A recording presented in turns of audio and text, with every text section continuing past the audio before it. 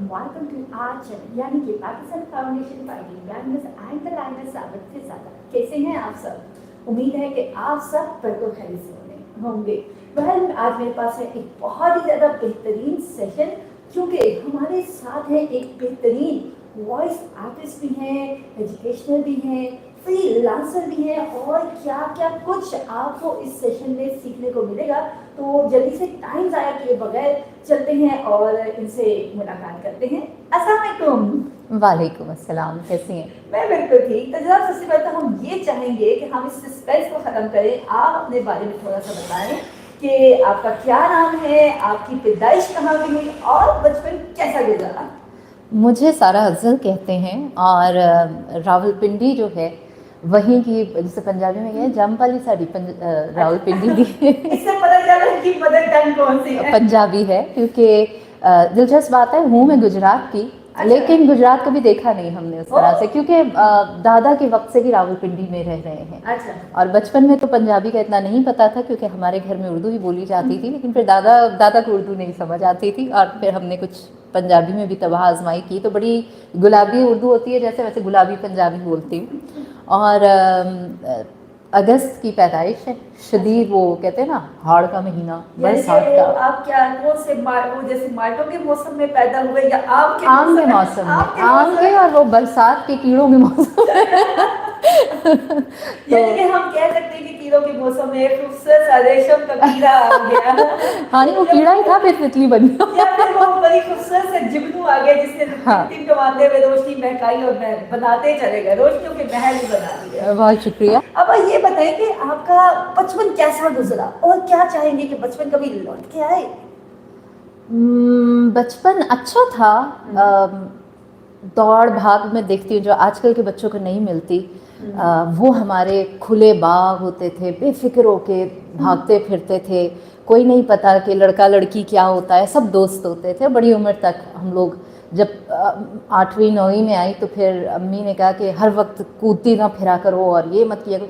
तो मैंने कहा क्यों रोकती हैं, हम सारे इकट्ठे ही तो खेलते थे। फिर स्कूल चेंज हुए, गर्ल्स स्कूल आया, तो एडजस्ट होने में बड़ी मुश्किल हुई, क्योंकि मुझे बुरा ना मनाइएगा, लेकिन मुझे ज़ाती तौर पर लड़कियों को इतनी पसंद नहीं थी, बहुत नखरे करती थी, दोस्तियाँ भी मेरी लड़कों से ज़्यादा होती थी। तो लड़कों में कोई मसला, मुझे याद है कि जब छोटे थे, तीसरी चौथी जमात की बात है, तो वो लड़कियाँ बड़ी नक्सक से दुरुस्त और बड़ी खूबसूरत और बड़ी सलीके वाली, और जब आप उनसे दोस्ती का हाथ बढ़ाएं तो उनका पहले ये होता था कि तुम्हारे अब्बू क्या करते हैं, तुम्हारे बैग कैसा है, तुम तो इतना ऊंचा हंसती हो, तुमने यूँ चोटियाँ बनाई हैं। मतलब वो बड़ा आपको ना लुक्स को बड़ा देखती थी।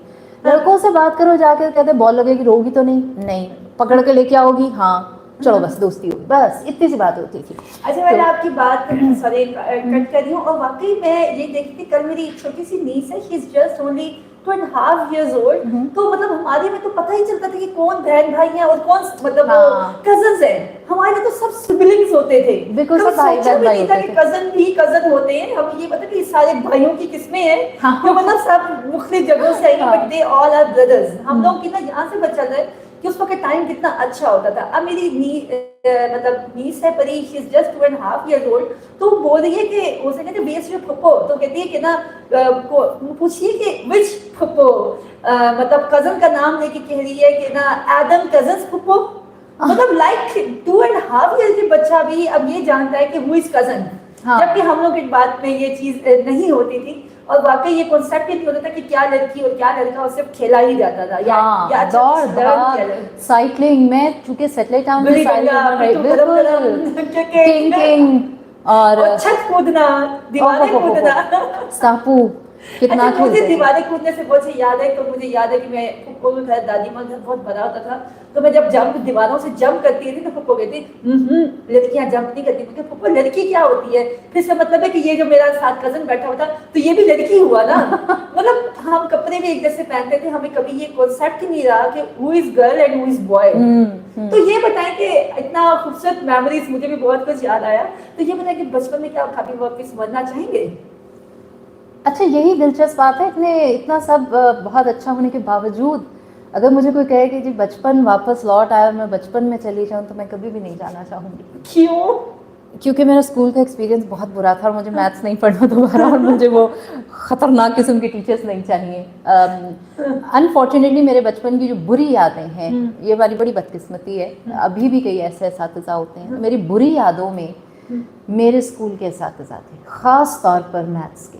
मुझे हमेशा हैरत ये होती है कि वो मज़ामीन जिनको समझाने के, जो बड़े ट्रिकी होते हैं, जिनको समझाने के लिए बड़ी सब्र तहम्मुल की ज़रूरत होती है, उसमें इतने हाइपर मिजाज के और एग्रेसिव किस्म के लोगों को क्यों बिठा दिया जाता है। बल्कि मुझे याद है कि जब मेरा बेटा पढ़ रहा था तो वो भी मैथ्स से बड़ा भागता था। लकीली उसको बहुत अच्छे टीचर मिले और मैंने उन टीचर, हम एक ही स्कूल में, मतलब मैं पढ़ा भी रही थी वहाँ, तो मैंने उसको कहा, मैंने कहा हसन काश मुझे, जब मैं बच्ची थी, मुझे तुम जैसा टीचर मिला होता तो आज मैं पता नहीं कहाँ होती मैथ्स में, कि मुझे टेबल्स तक नहीं याद होते।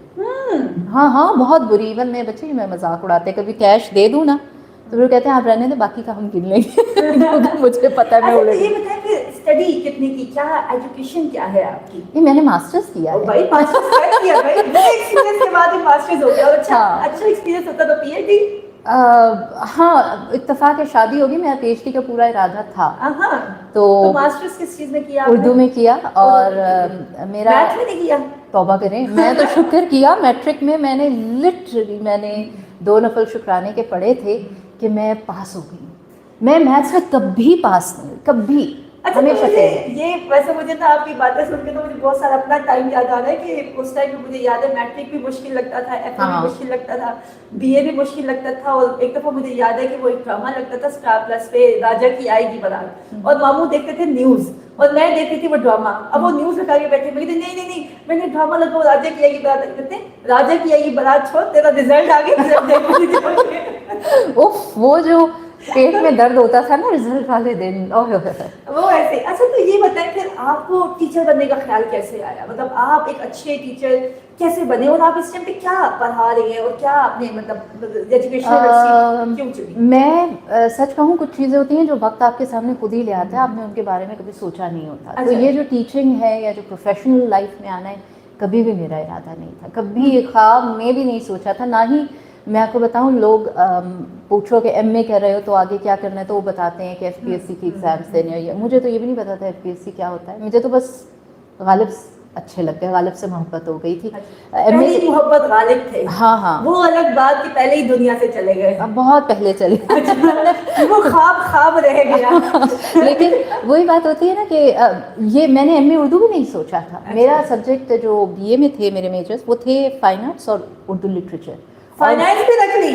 फाइन आर्ट्स में ही मैं मास्टर्स करना चाह रही थी। Fine arts, okay. अच्छा, तो ये बताइए कि मतलब आप एक बहुत बेहतरीन वॉइस आर्टिस्ट के नाम पे पहचानी जाती हैं, एक ब्रॉडकास्टर रही हैं, बहुत सारे लोगों ने आपको एफएम और रेडियोज वगैरह में सुना है। तो आप ये बताएं कि कौन सी ऐसी चीज़ ने आपको इतना हिट किया कि माशाल्लाह से आप कहते हैं ना कि एक लोहा मनवा गए अपना, एक ऐसी फील्ड को भी ओपन कर दिया जिसको लोग शायद इतनी ज़्यादा जो है उस वक्त अहमियत नहीं देते होंगे, लेकिन कैसे आपको ख्याल आया, किस चीज़ ने आपको इतना इम्प्रेस किया? अगर मैं इसका तफसीली जवाब दूँ ना, तो उसमें सबसे पहली चीज़ है असातिज़ा। एक अच्छा टीचर जो होता है ना, वो बहुत ज़रूरी होता है। और अल्हम्दुलिल्लाह अंग्रेज़ी और उर्दू के जो मेरे टीचर्स थे वो बहुत शानदार थे। तो याद देखे ना उसको, से हर तरह की यादें। हाँ, हर तरह की यादें, लेकिन वो जो एक बिटर याद है ना, वो जाने ही नहीं देती। तो ये जो आपको कामयाब किया तो ये जो अंग्रेज़ी और उर्दू के असातिज़ा थे, मुझे अभी तक याद है, जब मैंने टीचिंग शुरू की तो नए स्कूल्स में एक नया उसूल आ गया जी। कुछ चीज़ें खैर आज की ये ऐसी हैं जो मैं सोचती हूँ कि ये इतनी सेंसिटिव होती नहीं जितना हमने खामखा इन्हें बना दिया हुआ है। हम जब पढ़ा करते थे तो हमारे क्लास में रीडिंग करवाया करते थे, और वो टीचर ना देखती थी कि किस बच्चे की तवज्जो नहीं, और अचानक किसी को खड़ा, जहाँ से इसने छोड़ा अब तुम पढ़ो। अब जब मैंने पढ़ाना शुरू किया तो कहा गया कि नहीं, बच्चे की सेल्फ रिस्पेक्ट बड़ी हर्ट होती है, अगर उसको नहीं आ रहा होता तो आपने रीडिंग नहीं करवानी। बिल्कुल गलत तस्वुर है। देखिए, जब आप पढ़ते हैं ना, तो जो उस्ताद होते हैं, सब मेरे असातिज़ा ने अंग्रेज़ी में भी उर्दू में उन्होंने बताया कि किस लफ्ज़ को अदा कैसे करना, आपका जहाँ पे वक्फा आ रहा है, सकता आ रही है, यानी comma, full stop, exclamation mark, इसको कैसे अदा करना है। तो ये जो अदायगी है ना, ये उस रीडिंग से आई। और फिर मुझे अभी तक याद है कि छोटे होते वैसे बच्चे पढ़ रहे होते थे तो फिर टीचर कहा करती थी कि अच्छा सारा इधर आओ, और फिर बच्चों को कहती थी, मुझे अभी तक याद है, वो एक चौथी पाँचवीं में एक होती थी कहानी, बत्तख, वो फार्म हाउस की उर्दू अच्छा। में वो बत्तख होती थी, घोड़ा और ये सब। तो वो कहा करती थी बच्चों को कि सुनो ऐसे पढ़ते हैं, ठीक है। हाँ। उसमें कहीं हद तक का तासुर नहीं होता था हाँ। कि कहें कि जब तुम शायद तो निकम्मे हो, और फिर बच्चे उसको कॉपी करते थे। तो जो अंग्रेज़ी उर्दू बोलना सिखाया वो मेरे असातिज़ा से शुरू हुआ। फिर हमारे बड़े भले वक्त थे, हमारे यहाँ जो ख़बरनामा होता था, जो रेडियो होता था, वो बहुत आउट क्लास होता था। हाँ, मुझे जिस चीज़ का शौक़ था वो था न्यूज़ कास्टर बनने का। बहुत शौक था, मतलब एक डे ड्रीमर हूँ। तो मैंने तो एक वक्त में पीटीवी अवार्ड्स हुआ करते थे बड़े शानदार, तो मैंने तो पूरी रिहर्सल कर ली हुई थी कि जब मेरा नाम आएगा बेस्ट उर्दू न्यूज़ कास्टर के लिए तो मैंने अवार्ड लेने कैसे जाना है और मैंने क्या बोलना है, वो ये और बात है। मैं उस वक्त न्यूज़ कास्टर बनी, ना ही अब वो अवार्ड्स होते हैं। अच्छा। लेकिन हाँ, न्यूज़ कास्टिंग का मुझे बहुत शौक था। अगर शायद मैं इन सब तरफ ना आई होती तो मैं एक न्यूज़ कास्ट, और मैंने अप्लाई भी किया। अच्छा। लेकिन वो एक लंबी कहानी है। वो जिस वक्त मैंने अप्लाई किया उस वक्त तक लोगों को लगने लगा कि ये जो सर पे दुपट्टा ओढ़ने वाली ख़वातीन होती है बड़ी फंडामेंटलिस्ट लुक देती हैं और इससे पाकिस्तान का इमेज बड़ा ख़राब होता है, तो हमें एक ओपन लुक चाहिए। तो उस ज़माने में फिर वो कोट और टी शर्ट आ गए थे, और इस वजह से मुझे रिजेक्ट किया मतलब गया। लोग हिजाब और इन चीज़ों को पसंद करें। मुझे इस पे कोई एतराज़ नहीं। देखिए, अगर एक तरफ आप कहते हैं कि मैं अगर नहीं हिजाब लेती तो मुझे टीवी पे आने से कोई नहीं रोकता, कोई पाबंदी नहीं है, तो उसी तरह जो सर पे दुपट्टा लेके आना चाहते हैं आप उनको भी नहीं रोक सकते। इसका भी कोई इसका कोई ताल्लुक नहीं बनता। स्टेट टेलीविज़न आप देख लीजिए, दुनिया भर में जो स्टेट टेलीविज़न है वो अपने कौमी लिबास के साथ आता है। वो नेपाल है, श्रीलंका है, भारत है, जो भी है। लेकिन खैर वो एक लहर आई थी और मैंने उस पर फिर इनकार किया। लेकिन अल्लाह का शुक्र है कि रेडियो जो है हम बहुत सुना करते थे। हमारे घर में सुबह ट्रांसमिशन का आगाज़ होता था फजर की, जब आपको पता है बिल्कुल वो जो तिलावत होती थी रेडियो पाकिस्तान की, और फिर वो सारा प्रोग्राम। और फिर मुझे ये भी एजाज़ हासिल हुआ कि वो जो सुबह पाकिस्तान हुआ करता था एक वक्त में, जो मैं सुना करती थी, तो मैंने ख़ुद उसे होस्ट भी किया रेडियो पाकिस्तान से। और वो आप यूँ कहो कि वो जो माहौल था इर्द गिर्द, उसने सिखाया बहुत ज़्यादा। सबसे पहले जो है आपने मतलब वॉइस आर्टिस्ट कब, कौन सी एज से स्टार्ट किया, मतलब किस क्लास में थे, या क्या पहला क्या कौन सा प्रोग्राम आपको करने का मौका मिला? राबिल, मैं चौथी या पाँचवीं जमात में थी। अच्छा। तो हमारे स्कूल में 9वीं 10वीं जमात में हमारी एक बहन होती थी, रेहाना नाम था उनका, वो पार्शली ब्लाइंड थी। अच्छा। तो वो क्लास में जो लेक्चर सुनती थी ना, तो उनको वो उस ज़माने में आपको पता है टेप रिकॉर्डर वो हाथ में पकड़ के, तो वो कुछ तो अपने लेसन्स रिकॉर्ड कर लेती, लेकिन जो किताब के अंदर होते थे वो नहीं रिकॉर्ड कर पाती थी। तो वो ढूंढती थी, वो स्कूल में प्रिंसिपल को कहती थी कोई मुझे रिकॉर्ड कर दे। तो एक वक्त में असेंबलीज हुआ करती थी, अब स्कूल्स में वो भी मैंने सुना है कि बड़े स्कूल्स में वो भी नहीं होती। तो असेंबली में तर्जुमा करना, नात पढ़ना, तो उन्होंने एक दिन टीचर को कहा कि ये जो बच्ची किस क्लास की है, इससे अगर आप मुझे रिकॉर्ड करवा दें। तो उनकी, मैं चौथी में थी और मैं 9वीं 10वीं की कुतुब उन्हें रिकॉर्ड करके देती थी। कोई एक पीरियड होता था, वो कहते थे कि इसमें आप जो फ्री पीरियड हो या जिसमें आप वक्त निकाल सकें। तो अल्लाह का शुक्र है मेरे मैथ्स के टीचर्स की वैसे ही मेरे से जान जाती थी कि इसने पास तो होना नहीं है, क्लास में बैठे जमाइयाँ लेते रहने। और मैं भी कहती थी शुक्र है, तो मैं मैथ्स के पीरियड में जाके वो रिकॉर्ड करती थी। मैथ्स में पास हुए थे? मैं मैट्रिक में बड़ी मुश्किल से पास हुई, बड़े मार्जिन पे पास हुई मैं। जिसने भी मुझे पास किया होगा बड़ा एहसानमंद हूँ मैं उनकी, वरना मेरा मैट्रिक लगा था। पहली दफ़ा वॉइस ओवर की या वॉइस आर्टिस्ट बने, तो क्या कुछ मतलब स्टाइपेंड वगैरह उस वक्त मिला, या ऐसा कुछ नहीं बस वो? अच्छा, मैं आपको बताऊँ, मुझे पता ही नहीं था कि वॉइस आर्टिस्ट क्या होता है, वॉइस ओवर क्या होता है। वॉइस ओवर तो मैं बहुत बाद में शुरू किया था।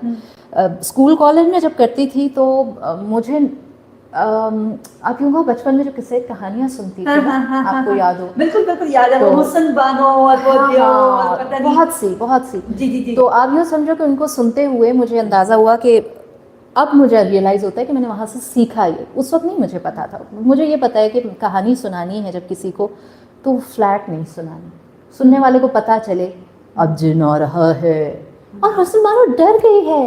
अगर ये एक्सप्रेशन ही नहीं आया तो उसको कहानी का मज़ा नहीं आएगा। वो क्यों हुआ? क्योंकि वो तो थे 3-4 कैरेक्टर्स तो ये करते थे, लेकिन जब मैंने आके किसी को सुनानी होती थी कि मैंने ये कहानी, तो मैं जो कुछ सुना होता था उसको उसी अंदाज में बयान करती थी। बहुत बचपन था, नहीं पता था कि ये मैं क्या कर रही हूँ, लेकिन आप यूँ समझो कि मिमिक्री करना, आवाज़ों को, लहजों को कॉपी करना, ये एक बचपन से आदत बन गई थी। अच्छा, ये बताएं कि रीडिंग और वॉइस ओवर में क्या फ़र्क है, मतलब थोड़ा सा आप हमें वही जो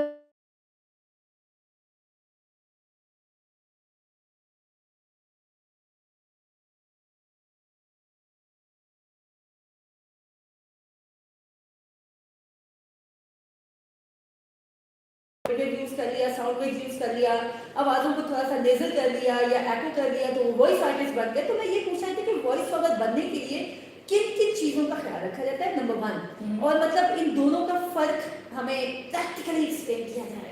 हाँ, अब AI का दौर है और उस दिन भी मुझे हमारे एक दोस्त कह रहे थे कि यार साला तुम कह रही हो किताब रिकॉर्ड करनी है, अब तो AI पे किताब डालो वो तुम्हें पढ़ के दे देगा।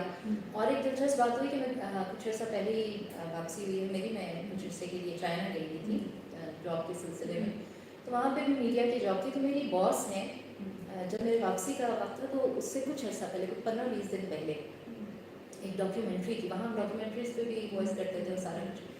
तो उन्होंने ना मुझे कहा, एक डॉक्यूमेंट्री मैंने सुनी और मुझे यूँ लगा कि आवाज़ मेरे से मिलती जुलती है, लेकिन थोड़ी देर के बाद मैंने कहा कि नहीं, मतलब मैंने सोचा इतनी बहुत सी करती, पता नहीं स्क्रिप्ट मुझे याद क्यों नहीं आया कि मैंने रिकॉर्ड किया। तो थोड़ी देर बाद मुझे हुआ कि नहीं कि मैं नहीं। मेरी बॉस ने मुझे कहा कि हमने देखो इतनी टेक्नोलॉजी तरक्की कर गई, इस ना आपने ये डॉक्यूमेंट्री कब रिकॉर्ड की थी। मैंने कहा ये मैम मैंने नहीं की। तो वो हंस पड़ी, तो कहती हैं आपको कैसे पता आपने ये जो बिल्कुल आपकी आवाज़ है। मैंने कहा आवाज़ एक चीज़ होती है और अदायगी जो है ना, और एक्सप्रेशन वो एक और चीज़ होती है, वो AI नहीं कर सकता। AI वो एक्सप्रेशन नहीं था। मैंने कहा मैं भी चौंक गई थी कि ये आवाज़ मेरी है। तो मैंने कहा कि हमने ये सैंपल, आपकी आवाज़ अगर किसी ने सुनी वो सैंपल डालेगा और फिर आपकी आवाज़ में से कुछ आ जाएगा। मैं कह लेकिन मैं बता ये मेन्यू, क्योंकि इसमें वो उतार चढ़ाव आवाज़ का वो वक्फा सकता नहीं मौजूद। तो नो डाउट AI जो है वो आपको रीडिंग तो कर देगा, लेकिन वो आपको कहानी नहीं सुना सकता उस तरह से। मे भी आगे चल के वो कर सके, लेकिन अभी फिल वक्त ऐसा नहीं है। मिसाल के तौर पे अभी मैंने ताज़ा ही आप लोगों के लिए एक नावल रिकॉर्ड की है मस्तम के नाम से। ओके, मैं एक उसकी रीडिंग कर देती हूँ और फिर उसको वॉइस, हाँ, फिर उसको जैसे एक वॉइस आर्टिस्ट आपको कहानी सुना रहा है उस तरह सुनाते हैं। मौसम कदरे बेहतर था, ऐसा लग रहा था बारिश होने को है। अड्डे से एक दुकान से माँ की ताकीद के मुताबिक मिठाई ली और तांगा लेकर खाला के घर की जानिब चल दिया। तांगे में इसके अलावा और भी सवारियाँ मौजूद थी, जिनमें एक औरत और एक आदमी और एक बच्चा था। शेरू बच्चे से बातें करने लगा, फिर रसूलाबाद के मौसम का पूछा। बच्चे ने कहा लगता है मींह पड़ने वाला है। शेरू ने बच्चे से पूछा अच्छा तुम्हें कैसे पता, कल भी ऐसा ही मौसम था। बाजी ने कहा बारिश होने वाली है। रानो ने कहा नहीं होगी। फिर बाजी और रानो की जलेबी की शर्त लगी। बाजी ने कहा अगर बारिश हुई तो मैं जलेबी खिलाऊंगी और अगर ना हुई तो रानो। ये कहकर वो हंसने लगा। तो क्या बारिश हुई? शेरू ने पूछा। बच्चे ने बताया नहीं। शेरू ने कहा तो फिर तो तुम्हारी बाजी हार गई। अब मैंने ये ज़रा सा पढ़ा है। ये पता है, ये बिल्कुल वही चीज़ है जैसे हम आजकल सोशल मीडिया पे बेतहाशा नॉवल पढ़ते हैं, तो बड़े अपने आप को वॉइस आर्टिस्ट कहने वाले वो इसी तरह से ही पढ़ते हैं, यानी कि it's just reading, it's not voice artist. सबसे पहले भाई आप लोग ये सुन ले, आप लोग बड़े खुश हो रहे थे ना इस तरह से पढ़ के, जी वाह जी वाह हम तो वॉइस आर्टिस्ट बन गए, पीछे जब बदल गलत दिए वो कर दिए, तो नहीं, आप सुने कि असल वॉइस आर्टिस्ट होता कौन है जी। अब इसी को या शायद थोड़ा सा इससे आगे भी मैं आपको पढ़ के बताती हूँ। मौसम कदरे बेहतर था, ऐसा लग रहा था बारिश होने को है। अड्डे से एक दुकान से माँ की ताकीद के मुताबिक मिठाई ली और तांगा लेकर खाला के घर की जानिब चल दिया। तांगे में इसके अलावा और भी सवारियाँ थीं, जिनमें एक औरत थी जो आगे बैठी थी, जबकि एक आदमी और बच्चा पिछली सीट पे बैठे थे। शेरू बच्चे से बातें करने लगा। रसूलाबाद के मौसम का पूछा। लगता है मींह पड़ने वाला है। अच्छा तुम्हें कैसे पता? कल भी ऐसा ही मौसम था। बाजी ने कहा बारिश होने वाली है। रानो ने कहा नहीं होगी। फिर बाजी और रानो की जलेबी की शर्त लगी। बाजी ने कहा अगर बारिश हुई तो मैं जलेबी खिलाऊंगी, अगर ना हुई तो रानो।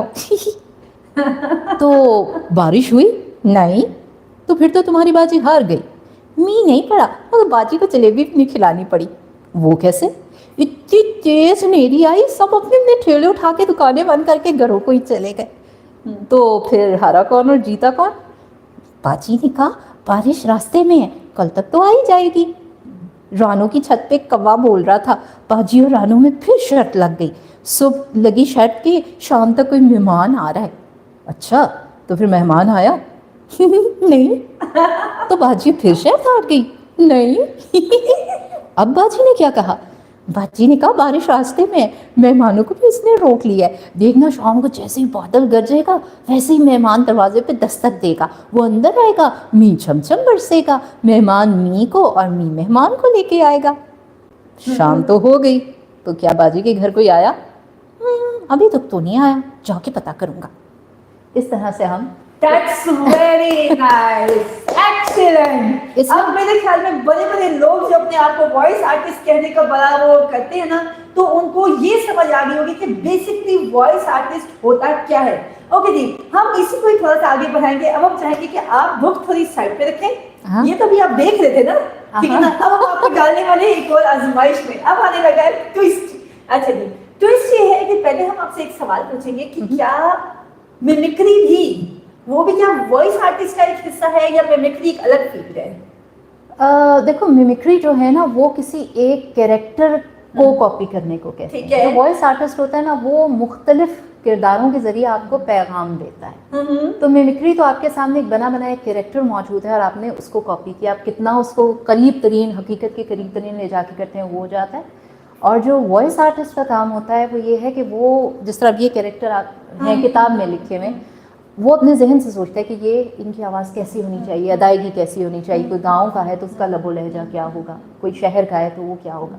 तो वॉइस आर्टिस्ट का काम थोड़ा सा इससे ज़्यादा होता है। अच्छा, तो मुझे ये बताएं कि अभी हम इस तरफ भी आएंगे, थोड़ा मुझे ये बताएं कि PFP से आपका ताल्लुक कितने अरसे से है, और आपने PFP में तो बड़े उतार चढ़ाव देखे होंगे। हाँ, बड़ी यादें मौजूद होंगी, कुछ खट्टी कुछ मीठी। तो पहले PFP में कैसे आप ज्वाइन किया आपने PFP से मुतारिफ करवाया रेडियो ने मुझे।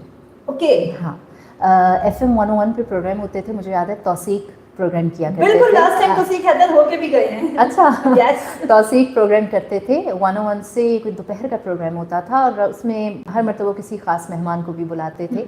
अल्लाह जन्नत दे, साइमा अम्मार उसमें आई थी। मैं उस वक्त मेरे ख्याल में BA या MA कर रही थी। अच्छा। और मेरे पास रेडियो लगा होता था जब मैं पढ़ रही होती थी, तो वहाँ मैंने साइमा को पहली मरतबा सुना और मुझे वो इतना अच्छा लगा। वो पूरा तसव्वुर, किताबें पढ़ के सुनाने का, मुझे कहानियाँ सुनाने और पढ़ने का वैसे ही बड़ा शौक़ था। तो मैंने अपने अब्बू को उस वक्त कहा कि अगर आप इजाज़त दें तो मैं यहाँ जा सकती हूँ। तो अब्बू ने कहा हाँ, लेकिन वो ये था कि ज़ाहिर कॉलेज था और ऑडियो बुक्स का जो सारा काम होता था उस वक्त वो ऑफिस आवर्स थे, तो और इस्लामाबाद में होता था, तो मेरे लिए उस वक्त ज्वाइन करना ज़रा मुश्किल हो। लेकिन मैंने PFP का नंबर होता था 20 समथिंग, है ना, वो हाँ, वो मैंने अपनी डायरी में लिख लिया। एग्जैक्टली, वो उन्होंने बताया कि अगर आप में से कोई भी हमारे साथ काम करना चाहे तो वो आए, और मैंने वो नंबर लिख लिया। अच्छा। फिर ऐसा हुआ कि पढ़ाई साथ साथ चलती रही और मेरे जहन में एक ख्वाहिश रही कि मैं साइमा के इधर ऑडियो वर्ल्ड में जाऊँ। फिर शादी हो गई। मेरी शादी के मेरे ख्याल में 2-3 माह बाद मेरे वालिद का इंतकाल हो गया। अच्छा। मेरे वालिद और अंकल अनवर मसूद साहब जो हमारे मसूद के फादर हैं, वो कॉलीग्स भी, वो भी गुजरात के, हम भी गुजरात के, तो बड़ी अच्छी उनकी दोस्ती थी। हाँ, तो वो बहुत अच्छे दोस्त। और उन्हीं दिनों जब मेरी शादी, हमारी शादी के 10 दिन बाद ही साइमा की भी शादी हुई थी। अच्छा। तो वो हाँ, तो वो जो शादी के सारे मामलात थे तो अनवर अंकल अब्बू के पास आते थे, बातचीत होती थी, अमार भाई आते, तो वहाँ अब्बू ने जिक्र किया कि अब्बू जब शादी से वापस आए, अम्मी अब्बू गए थे, तो अम्मी आके कह रही कि वो इतनी प्यारी दुल्हन थी और उसकी माशाल्लाह लिबास वो इतनी अच्छी लग रही थी। तो साथ ही उन्होंने कहा कि साइमा, उसका तुम एकदम फ़ौरन हुई, चौंक गई। तो कोई आइडिया है कि उसको मैडम साइमा ने क्या ड्रेसिंग की थी या कुछ? ऑफ वाइट कलर का उनका ड्रेस। अच्छा, हाँ, ऑफ वाइट कलर की उन्होंने अपनी शादी में। हाँ, ऑफ वाइट बेज कहने, अब मुझे एग्जैक्ट, वो बहुत पुरानी बात होगी, एग्जैक्ट याद नहीं रहा, लेकिन खैर जब मेरे वालिद का इंतकाल हुआ ना तो मैं अकेली होती थी घर में, और वो जो एक फेज़ था ना, मैं सारा दिन या रोती रहती थी या सोती रहती थी, एक डिप्रेशन का फेज़। 97-98 की बात है। एग्जैक्टली, क्योंकि उन दिनों ही मैडम साइमा की शादी। एग्जैक्टली। तो उसके अक्टूबर में शादी हुई थी और मेरे वालिद का इंतकाल फरवरी में हुआ था। तो मुझे आप यूँ समझो एक एस्केप था मेरे लिए। तभी मैंने FM 100 भी ज्वाइन किया था और तभी मैंने PFF भी ज्वाइन की थी। उस वक्त F6 में F8 में कहीं ऑफिस होता था, और मैं वहाँ गई और मैंने साइमा को बताया। अमार भाई वहाँ थे और अमार भाई अरे तुम, और वो बड़ा अच्छा उनको कि ये तो इस तरह से जानते भी थे। तो साइमा ने कहा आप हमारे लिए क्या कर सकती हैं? मैंने कहा बताइए। बुक्स में रिकॉर्ड कर सकती हैं। तो स्टूडियोज़ बाबर भाई बाबर जॉन होते थे। उस वक्त G9 में चले गए थे आप लोग? नहीं, G9 से भी पहले की बात है। F10? हाँ, G9 से ठीक पहले है। की बात है। ओके। तो और आरिफ बज़मी तो होते ही होते थे, आयशा असलम होती थी, आफिया, आज भी है। रफ़िया आयशा आपा से रब्ता है, रफ़िया तो हाँ, बिल्कुल। और साइमा होती थी, बस ये छोटी सी टीम हाँ, उस वक्त होती हाँ, थी। तो मुझे याद है मैकबेथ उन्होंने मुझे दिया उर्दू ट्रांसलेशन बिल्कुल इसकी। बिल्कुल बिल्कुल, हाँ, वो मुश्किल वो मेरी तरीन पहली करके किताब था। थी। अच्छा, वो मेरी पहली किताब यानी थी। कि आप लोग सुन लें कि मैकबेथ जो है यहाँ पे मौजूद है, जो बच्चे इंग्लिश लिटरेचर और लिंग्विस्टिक्स पढ़ रहे हैं ना, तो वो आप मैकबेथ पढ़ सकते हैं। लेकिन वो उर्दू ट्रांसलेशन था। तो ठीक है ना, मैंने इंग्लिश को क्या, उसकी इंग्लिश इतनी मुश्किल थी कि तो मुझे याद है कि वो मुझे सच बात है पीएफएफ में आने तक नहीं पता था कि जो मैं पढ़ती हूँ वो कोई ख़ास तरीका है पढ़ने का। मुझे तो लगता है घर वाले वो घर की मुर्गी दाल बराबर। उनको जब मैं बातें बता रही होती थी, सुना रही होती थी, तो वो फ़ौरन अम्मी कहती क्या करती है, दूसरों की नकलें ना उतारा कर। मतलब मैं बता रही हूँ दादी अम्मा ने ये कहा या फुफ्फो ने कहा, तो नेचुरली मैं उनकी टोन में आ जाती थी। तो अम्मी कहती थी कि तुम क्या नकलें उतारती हो। वाकई इस पे बड़ी क्षमा कर दी थी। हाँ ऐसी हाँ क्या है, तमीज नहीं है। मतलब वो बाहर कूड़े वाले आए हैं, उन्होंने कहा ओ दादाजी ने बुला के लिया, तो मैंने अंदर आके कहना अबू वो बाहर आको कह रहे हैं दादाजी ने बुला के लिया, तो वो झिड़की पड़, मुझे नहीं पता, ये नेचुरली था। लेकिन जब यहाँ के पढ़ना शुरू हुए तो मुझे याद है बाबर भाई ने जब आधी रिकॉर्डिंग हो गई और साइमा को जाके सुनाई तो उन लोगों ने इतनी तारीफ की, मैं सोच रही थी क्या बात हुई, इस पर तो मुझे घर में डांट पड़ती है। मुझे याद है ना पापा की बड़ी नकल उतारती थी, एकदम पापा की नकल उतारी थी पीछे से आगे।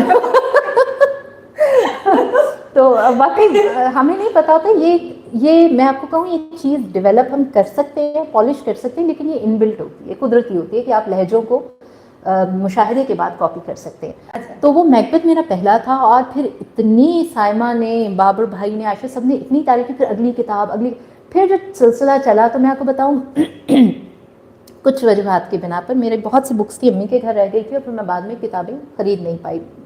मेरे शौहर को लगता था कि ये किताबें जो है ना ये पैसे ज़ाया करने वाली बात है।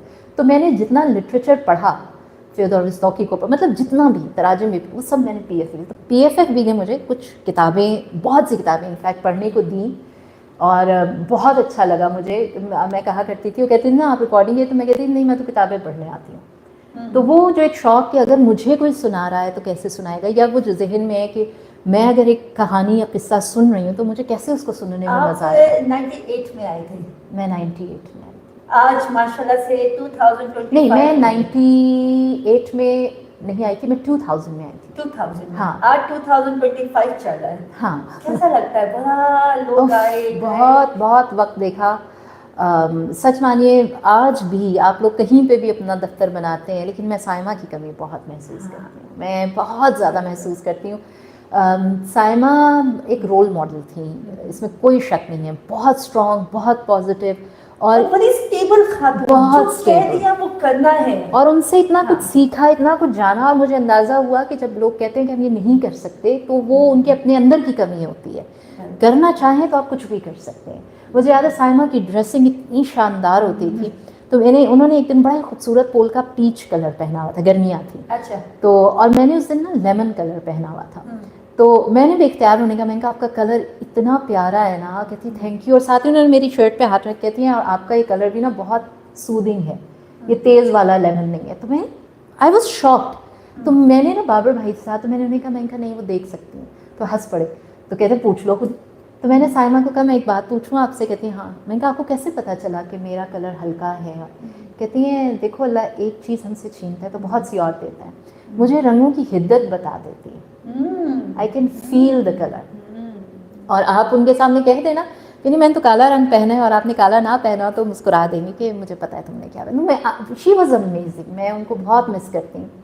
और जिस तरह जो उनका पैशन था ऑडियो वर्ल्ड का, और जिस तरह से वो उसे लेके चल रही थी, आई विश कि वो वाला स्पार्क ना होना चाहिए। मैं मिस करती हूँ, बहुत मिस करती हूँ। लेकिन ये है कि हाँ, जो बच्चों को एम्पावरमेंट करने का, ब्लाइंड्स को स्किल्स सिखाना, ये बहुत शानदार काम है। एजुकेशन का पहले भी था जो चल रहा था, आप अब जिस तरह बच्चों को हाथ से अपने हुनर आना चाहिए, ये सिर्फ हमारे इन खुसूसी अफराद के लिए नहीं है, ये सबके लिए। जो आज की दुनिया है ना, आप देखो, आप पढ़ रहे हो कंप्यूटर साइंसेस, ठीक है, बिल्कुल ऐसा। AI ने ऑडियो भी बनानी शुरू कर दी, वीडियो भी बनानी अब तो वो एनिमेटर और गेम डेवलपर्स जो है वो लेकिन AI अभी भी हाथ का हुनर नहीं बना सकता। एग्जैक्टली अपना जो हाथ का हुनर है वो ज़रूर रखें, क्योंकि आपके पास अगर स्किल है ना तो आप सारी दुनिया रोबोट्स पे चल पड़ेगी, आप फिर भी कहीं फारिग नहीं बैठे। कहते हैं ना वो शेख सादी का कॉल है तो और कुछ है तो अपने मतलब बच्चे को जो है वो हजाम ही बना दो, या तो Exactly. कोई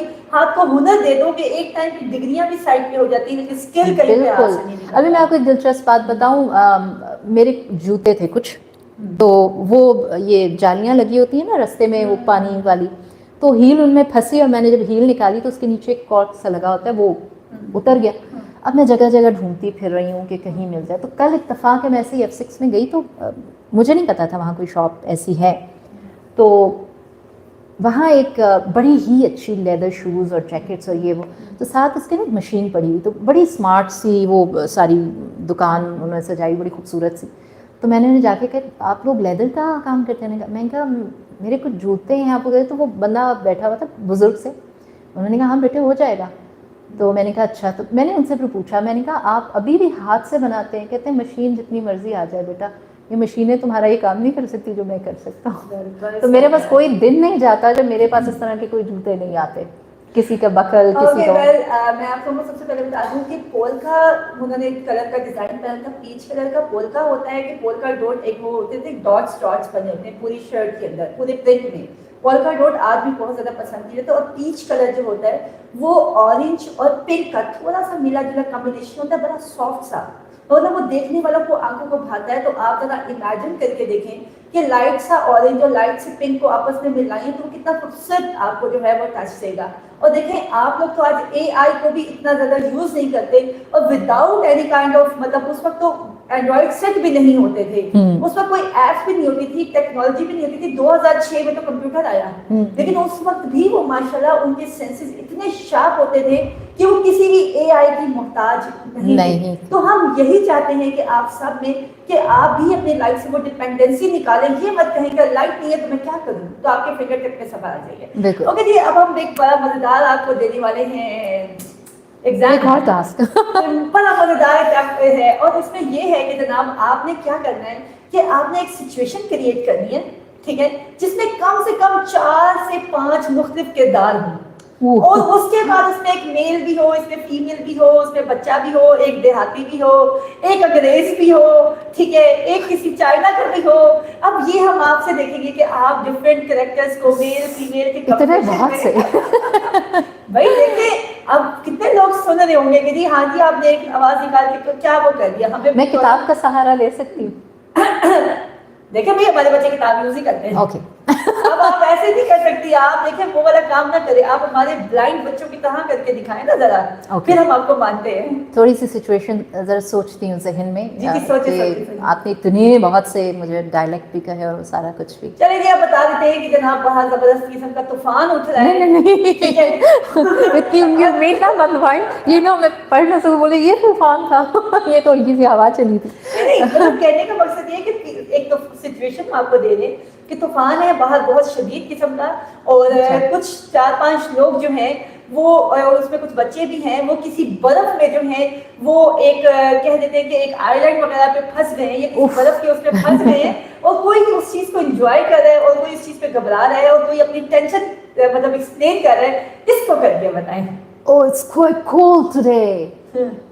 है की बोलदा पे अम्मा अंग्रेज है तैनू नहीं पता, मैं वो बच्चे बैठे ना उन्हीं को पूछ के आनी हां की हो रहा है ते की कह रहे ने एक ते ना क्या विसी मैं बाहर दे मुल्क नहीं आना फिर भी मंगा लिया ते एयरपोर्ट होए डो बाहर निकले आ ते वेख ना लैन भी कोई नहीं आया तो वही इतनी ठंडी हवा चलती पई। मैम ए कौन बोले? अम्मा पुलिस की वर्दी पाई दी ने। हाय वे काका मैं कुछ नहीं कीता। No ma'am are you waiting for someone? हैं अंग्रेजी? No no no. ओ माँ जी हाँ ओ वेट मेरे पुत्र की आवाज़ है, वेट किथे? माँ जी मैं थे excuse me sir she is my mother she came from Pakistan. Oh okay okay you can go. हाय वे इन्नी ठंडी हवा इतने पैंदी पई तेरा बेड़ा तर जाए, किथे से तू अंदर क्यों नहीं आया? अम्मा अंदर नहीं आने देते, यहाँ पे एयरपोर्ट से बाहर आना पड़ता है, एयरपोर्ट से बाहर आना पैंदा है। तो मैं इन्हें बक्से खिंच के ले आई हूँ। आगे क्या कहो? अच्छा, लेकिन मैंने ना, मैं जब बहुत छोटी सी थी, मतलब मैं देखो सॉरी मैं बात कर रही हूँ, आपने जजीरा कहा था, वो मुझे जजीरा सर मुझे वो इस वक्त इंग्लैंड में और न्यूयॉर्क वगैरह में जो बर्फानी तूफान है वो जहन में आ रहा था। अच्छा, वेल मुझे याद पता है कि जाहिर सी बात है, मैंने तो ब्लाइंडनेस ली 2004 में आई मुझे, और जब मैं मतलब एक बड़ा मुश्किल लगता था कि किसी को अच्छा अखबार जहाँ तो पढ़ के सुना दो, हाँ। अच्छा बच्चों की और कभी किसी ने सुना दी, किसी ने ना सुनाई, किसी को तो मुझे बड़ा वो होता था। तो फिर जब मैं ब्लाइंड होके इधर आई तो मैंने सबसे पहले मतलब आप ही की आवाज़ में पढ़ी। फिर थोड़ा थोड़ा टाइम गुजरा, जब मैं मैट्रिक में आई तो उसमें मुझे याद है कि पीरियड कामिल आया था, और हाँ। वो जो आपने किया मामा हाशिम और सलाह सिकंदर का क्या खूबसूरत कॉम्बिनेशन बनाया था। मेरी बड़ी ख्वाहिश है कि मुझे सलाह सिकंदर और अमामा हाशिम का जो है ना वो छोटा सा डायलॉग सुना दे, अगर याद है तो। नहीं मुझे बिल्कुल नहीं याद। आबे हयात का आपने क्या आबे हयात, मनो मंजर, सलवा।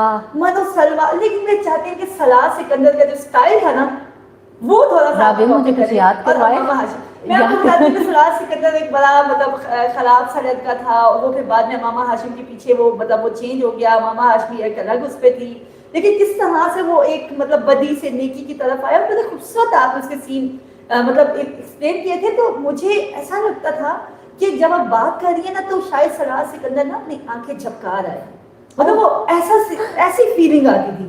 अच्छा। कि मतलब क्योंकि आई वाज साइटेड ना, तो मुझे ना ऐसा लगता था कि अच्छा आप सलाह सिकंदर ने जो सफेद रंग की जो शराब कमीज पहनी हुई है, तो अब मतलब वो जा रहा है और वो गलियों में ऊपर देख रहा है, मतलब एक वो ऐसे था कि बिल्कुल वो मंजर कंप्लीट हो जाता था। तो एक छोटा सा ऐसे खूबसूरत सा मंजर हम चाहेंगे कि वो आप करें, और फिर उसके बाद हम प्रोग्राम को मजीद आगे वैसे बढ़ाएंगे। मैं सुनने वालों को बताऊं कि मुझे ना ये बहुत अरसा हो गया रिकॉर्ड किए अच्छा। हुए, और मैंने कभी खुद I think अपनी किताब नहीं 2006 की सुनी। बात है। हाँ मैंने कभी अपनी किताब खुद नहीं सुनी आज तक, इत्तेफाक देखिए। अच्छा जी, तो मुझे पहले अंदाजा सॉरी नहीं। जी, आपके बहुत सारे लोगों के मैसेज आए हैं। हसीब अमीन अस्सलाम वालेकुम मैम, बहुत अच्छा प्रोग्राम जा रहा है।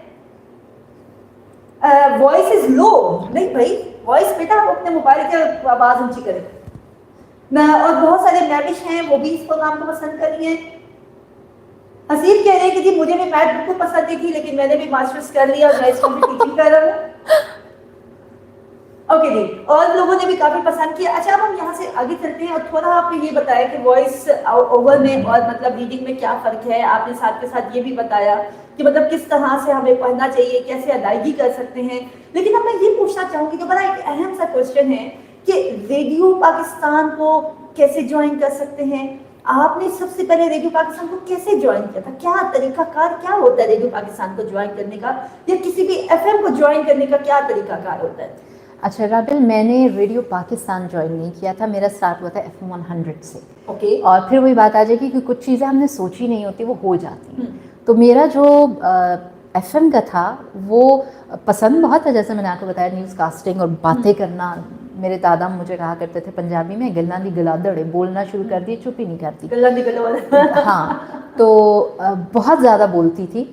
और जो रेडियो का ये वो ही सारा वक्त है, आप यूँ कहिए कि 99 और 2000 का जो वक्त था वो मेरा इस तरफ आने का था, और उसकी वजह मेरे वालिद का इंतकाल ही था। और उसके बाद जो कैसे अप्लाई कर सकते हैं? मैं अभी तो ये है कि लोग CV देते हैं, डेमो देते हैं, जाते हैं वहाँ पर।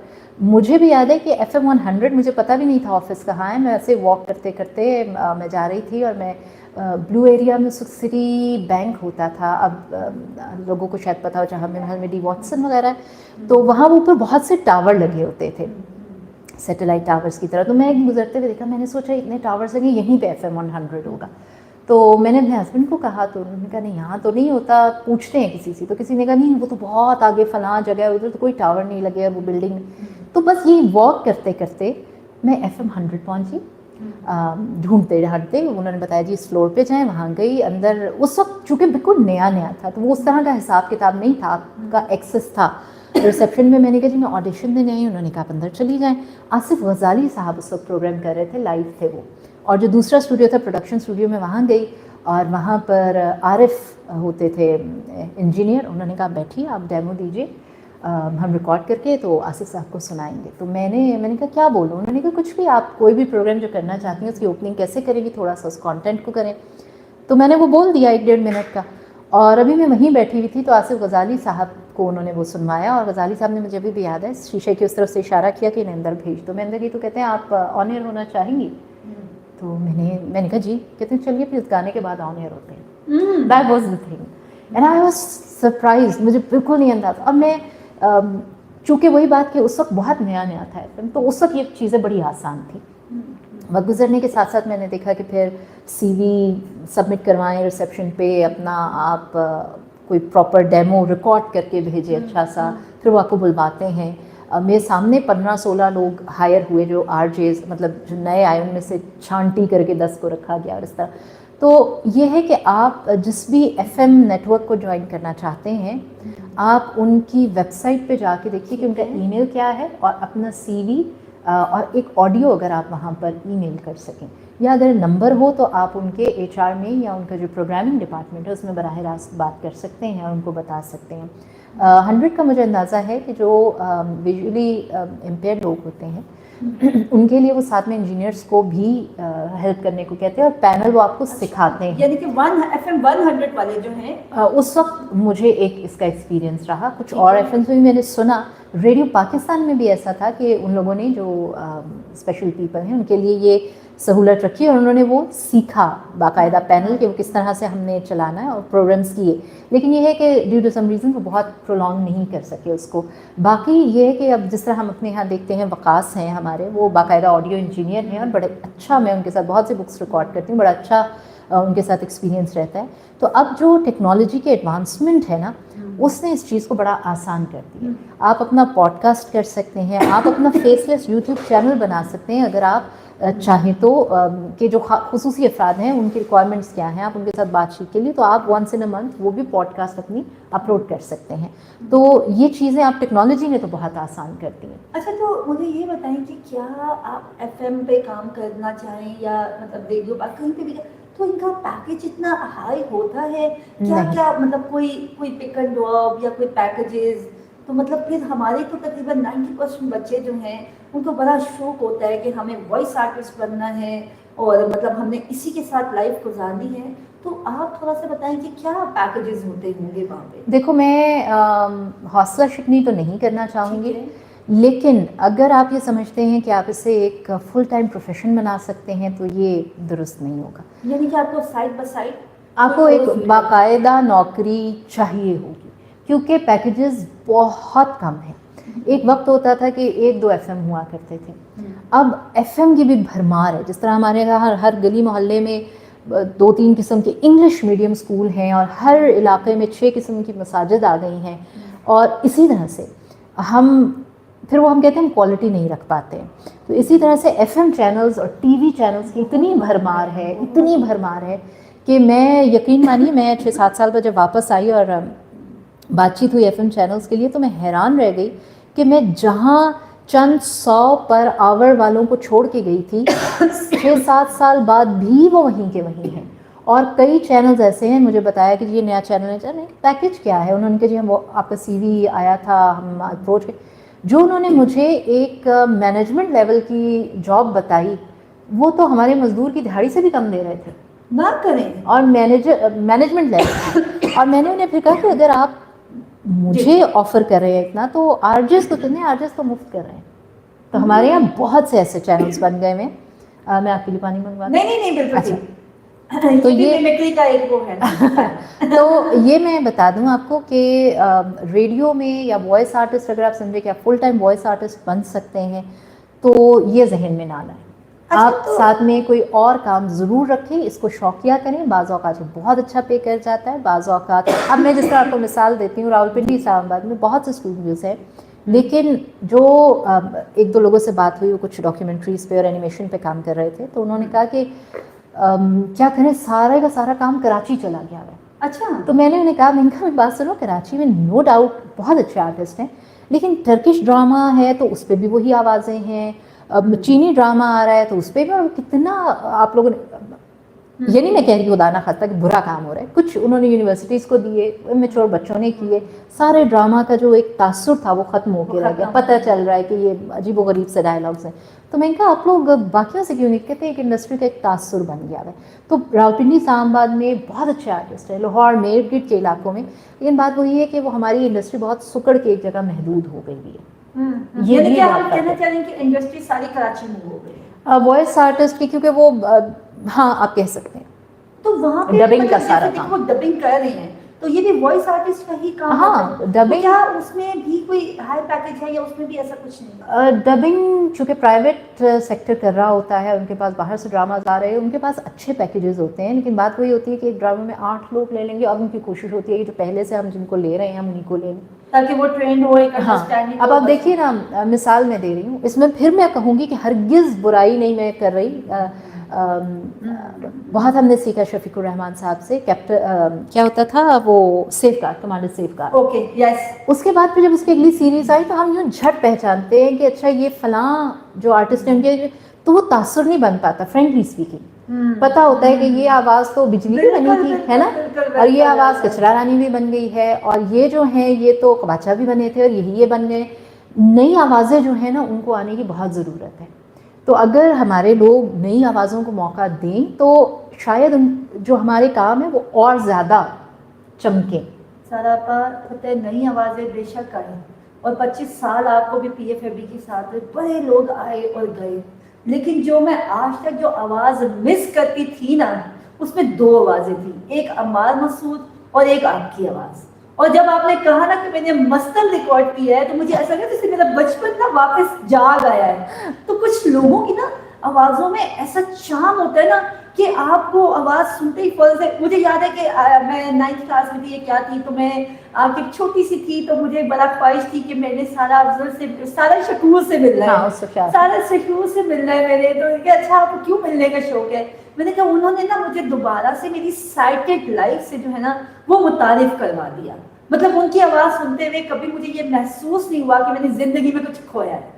तो ये भी बड़ी एक बात होती है किसी आर्टिस्ट में। अच्छा जी, आपके बारे में चलें ये बताएं, आप जैसे बार बार जिक्र कर रहे हैं कि आपका बाहर का बड़ा अच्छा एक्सपीरियंस रहा, आप चाइना गए, तो मुझे ये बताएं कि और 7 साल आप गुजार के, 7 years, तो ये बताएं कैसे गए, कोई अपॉर्चुनिटी थी, कोई जॉब रेफरेंस था, क्या था वहाँ पे, क्या हालात थे, मतलब चैलेंजेस क्या है वहाँ पे आपको?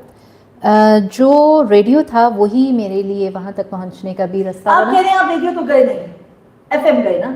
FM, हाँ FM था। देखो, एक होता है रेडियो पाकिस्तान में आप परमानेंट एम्प्लॉई या आर्टिस्ट के तौर पे काम करते, एक होते फ्रीलांसर्स। तो आप यूँ कहिए कि मैं FM 100 के साथ थी, लेकिन जिस तरह मैंने सुबह पाकिस्तान आपको बताया, फिर मैं इंग्लिश सर्विस का प्रोग्राम पर्सपेक्टिव था वो किया करती थी। तो वो कहते हैं ना एक से दूसरे तक बात पहुंचती है। तो फिर आबिद सत्ती साहब के साथ मैंने सुबह पाकिस्तान पूरा 1 साल किया था। तो यहाँ पर उस वक्त चीन ने, जिस तरह BBC उर्दू सर्विस है, वॉइस ऑफ अमेरिका है, तो चीन ने यहाँ पर FM 98 दोस्ती चैनल के नाम से एक FM चैनल लॉन्च किया था, और उसके लिए हायरिंग्स हो रही थी। तो चूँकि उनका रेडियो पाकिस्तान के साथ एक कॉन्ट्रैक्ट था, तो ज़्यादातर लोग FM 101 के थे वहाँ पे। तो मुझे आबिद साहब ने अप्रोच किया, उन्होंने कहा कि सारा इस तरह एक चैनल लॉन्च हो रहा है और उनको उर्दू आर्टिस्ट चाहिए, मतलब RJs चाहिए, तो आप वहाँ बात करके देखें। तो मैंने कहा अच्छा ठीक, क्योंकि मैं साथ में टीचिंग भी कर रही थी और रेडियो भी मेरा साथ साथ चलता रहता था। तो उन्होंने कहा अच्छे लोग हैं, एक अच्छा एक्सपोजर होगा, क्योंकि वो एक और सोच के साथ प्रोग्राम कर रहे हैं। तब मैंने वहाँ ऑडिशन दिया। हमारे साथ शाहीन साहब होते थे जो चीनी ही थे, उर्दू बड़ी अच्छी थी उनकी, उर्दू पढ़े हुए थे। उन्होंने बस बातचीत की और कहा कि ठीक है आ जाइए, और मेरा ख्याल है विद इन अ ईयर वहाँ से फिर मैं जो चाइना रेडियो इंटरनेशनल की उर्दू सर्विस है उसके लिए मुझे हायर किया उन्होंने। आपके साथ मेरा एक प्रोग्राम भी हुआ था चाइना, बिल्कुल चाइना दोस्ती, बीजिंग से मैंने वो किया था। बिल्कुल बिल्कुल। और वो 14 अगस्त की ट्रांसमिशन थी, जिसके लिए मैंने कहा था कि जो हमारी मैंने लाइनअप की थी वो खातीन जिन्होंने कुछ ख़ास किया हो अपने फील्ड में, कुछ किया था मैंने खास। हाँ मैंने ख्याल किया था। और फिर हमने रेडियो प्रोग्राम भी उस पर किया था। तो वो मेरा एक्सपीरियंस था चाइना मीडिया ग्रुप के साथ वहाँ पे। उस पर सोशल मीडिया भी था। आप यूँ समझिए कि एक तो हम कहते हैं ना टेलीविजन एक्सपीरियंस, एक अब टर्म आ गई स्क्रीन एक्सपीरियंस, क्योंकि टेलीविजन ना सही सोशल मीडिया हर इदारे का, हर रेडियो चैनल का हो चुका है। तो वो सोशल मीडिया, उनका वीडियोस, वहाँ से प्रोग्राम्स करना, रेडियो करना, न्यूज़ पढ़ना, ख़बरें वगैरह, तो वो सारा एक मीडिया जर्नलिस्ट का जो एक्सपीरियंस था वो मेरा वहाँ पे रहा। तो ये बताइए कि चैलेंजेस क्या क्या फेस करने पड़े, मतलब यहाँ से आप देखिए पाकिस्तान से डायरेक्ट चाइना, वहाँ का मौसम कैसा था, लोग कैसे थे वहाँ के, और मतलब सबसे अहम चीज़ है कि वहाँ पे किस तरह के लैंग्वेज बैरियर, खाने का, कैसे उन चीज़ों को कवर किया? अच्छा, मैं गई बीजिंग में। जो दारुल हुकूमत होता है वो हमेशा बाकी शहरों से ज़्यादा एडवांस होता है, क्योंकि वहाँ पे फॉरेनर बहुत आते हैं, तो वहाँ पर आप यूँ कहें कि बहुत सी सहूलियात भी आपको मिल जाती हैं। जो लैंग्वेज बैरियर है उसके लिए मैं बोलूँगी टेक्नोलॉजी। आपको ट्रांसलेटर्स मिल जाते हैं। शुरू शुरू में थोड़ा सा मुश्किल लगा, सीखने की भी कोशिश की, और रोज़मर्रा जो गुफ्तगू है उसको पहले तो बड़ी रवानी से हम करने लग गए थे, क्योंकि बाहर आना जाना बहुत होता था। क्योंकि दफ्तर में तो हम उर्दू ही सर्विस थी, तो हम उर्दू में ही ज़्यादा बात कर रहे थे। हमारे चीनी साथी भी चूँकि उन्होंने उर्दू ही पढ़ी होती थी, और वहाँ से वो लोग तकरीबन कोई 60 से ज़ायद ज़बानों में ट्रांसमिशन करते थे। दुनिया भर के लोग वहाँ पे मौजूद होते थे, तो वो एक इंटरनेशनल एक्सपोजर था आपका, वो बड़ा शानदार था वहाँ पे। बाकी ट्रांसलेशन, ये जो ट्रांसलेटर मोबाइल्स में होते थे, तो हमें जब कोई ज़रा गाड़ी वाली बातें करनी होती थी तो हम वो कर लिया करते थे। इवन वहाँ जो टैक्सी में हम बैठते थे, ड्राइवर्स वगैरह, तो कभी उन्होंने बातचीत करनी हो, पाकिस्तानियों से बहुत प्यार करते हैं वो। अच्छा, बहुत, ये कहने की बात नहीं है, सिर्फ हमने इन 6 सालों में बहुत इस चीज़ का तजुर्बा किया। तो टैक्सी में आप बैठे तो वो फ़ौरन से पूछते थे, नियो इंडोरन माँ, मतलब आर यू इंडियन? तो मैं कहती नो, बाजिस्तान, मतलब मैं पाकिस्तानी हूँ। तो ओ फंगियो पाथिये, फंगियो मीन फ्रेंड और पाथिये मीन आयरन ब्रदर्स। तो वो फ़ौरन से कहते थे और इतना ध्यान करते थे। तो फिर कई दफ़ा होता था वो फिर चीनी में बातचीत शुरू कर देते थे, तो फिर मैंने कहती थी रुको ट्रांसलेटर, तो फिर वो बोलते थे, मैं सुनती थी, फिर मैं बोलती थी, उन्हें सुनाती थी, तो इस तरह हम बातचीत भी करते जाते थे। चाइनीज भी आती है? काफ़ी, बस इतनी तो थोड़ी बहुत। एक तो लफ्ज़ सिखा देंगे, किसी को सलाम करना हो, आनी हाओ, आनी हाओ, ऐसे ऐसे नी हाओ, वो एक आप देखिए चीन, जापान, कोरिया एक कस्टम है इनका कि कभी झुक के थोड़ा सा हाथ को यूं करके नी हाओ आपको कहते हैं। और मैं ठीक हूँ, इसको क्या बोलेंगे? हाओ, हाँ, वो हाओ, वो मीन आई, मैं, वो हाओ मीन गुड, वो हाउ, वो हाओ। अच्छा। चीनी जो है ना, उसमें मैं आपको बताऊं, वो बहुत आसान होने के साथ साथ बहुत मुश्किल भी है। आसान इस तरह से कि इसमें ग्रामर नहीं है, has, have, was, were, she, he, ऐसा कुछ नहीं है उसमें। बड़ी सीधी है, 3 अल्फाज आप जोड़ें उनका एक जुमला बन जाता है। हमारे 15 अल्फाज जोड़ते हैं। इवन आप ट्रांसलेशन भी करते हैं ना, चीनी टेक्स्ट अगर 100 अल्फाज का है तो आप उसे अंग्रेज़ी में या उर्दू में करते हैं तो वो ना करते भी 250 अल्फाज का बन जाता है, क्योंकि हमारे हेल्पिंग वर्ब्स बहुत ज़्यादा हैं। चीनी में ये नहीं है। लेकिन जो मुश्किल है वो इसकी टोन्स हैं। जिस तरह अरबी में आराब लगाते हैं ना, जेर ज़बर का फर्क, इसमें वो है ई ई ई, क्या होता है? ये टोन्स है। आप अगर कह दें लू लू लू, इन तीनों का मतलब फ़र्क है। अच्छा, इनके तीनों का ई का क्या मतलब फ़र्क है? नहीं, ई नहीं। जिस तरह मैं आपको कहती हूँ कि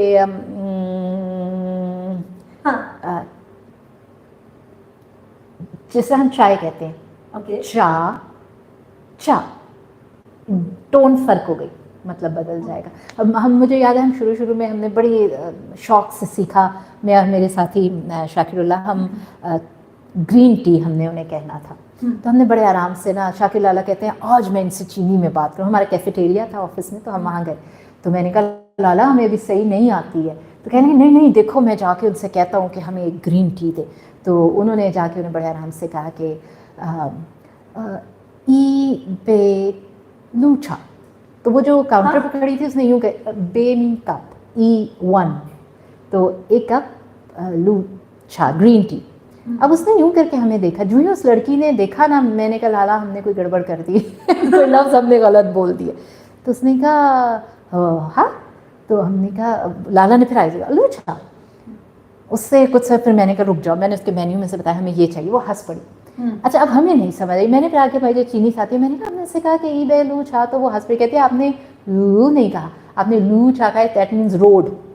तो तभी तो आपको चाय नहीं, आपको रोड चाहिए। हाँ, तो कह लगे जो हमारे टोन्स कहते हैं, ये ना जो टोन्स है ना, कहीं अलिफ मद की आवाज़ है, कहीं ज़बर की आवाज़ है, इससे लफ्ज़ फ़र्क हो जाते हैं। तो जो मुश्किल चीज़ है ना यहाँ पे, वो उस टोन को समझना है, उससे आपका मतलब बिल्कुल फ़र्क है। बल्कि ट्रांसलेटर का भी एक बड़ा मज़े का वाक़या हुआ। हमारे साथी थे, तो हमारे साथ मैंने बताया ना इंटरनेशनल कम्युनिटी है, बहुत से लोग। तो हमारी एक बड़ी अच्छी टर्किश फ्रेंड थी, तो उसने उस दिन बहुत मज़े का एक ड्रेस पहना हुआ, वो बहुत अच्छी लग रही उसमें। तो वो लिफ्ट में खड़े थे, अब उन्हें समझ में ना आया कि मैं इसे कैसे बताऊँ। मैंने कहा भी लाला तुम अंग्रेज़ी में कह दो, कहते नहीं मैं चीनी में कहूँ। उन्होंने ट्रांसलेटर पे लिख के उनकी तरफ किया और वो हंस हंस के दोहरी हुई।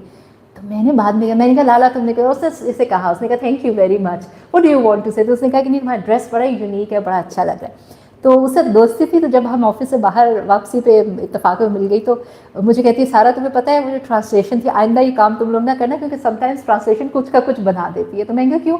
कहती है जो ट्रांसलेशन हुई थी वो ये हो गई थी, you look just like a helicopter.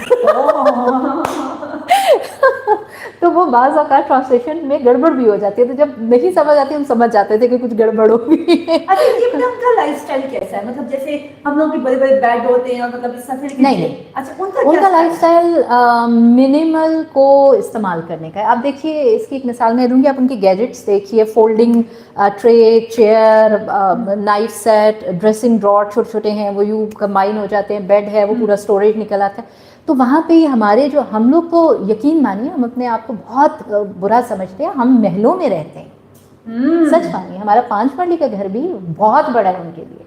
अच्छा आप जब यहाँ से गए और एकदम चीनी थे उसमें, तो आपने कहा ये मैं कहाँ आ गई?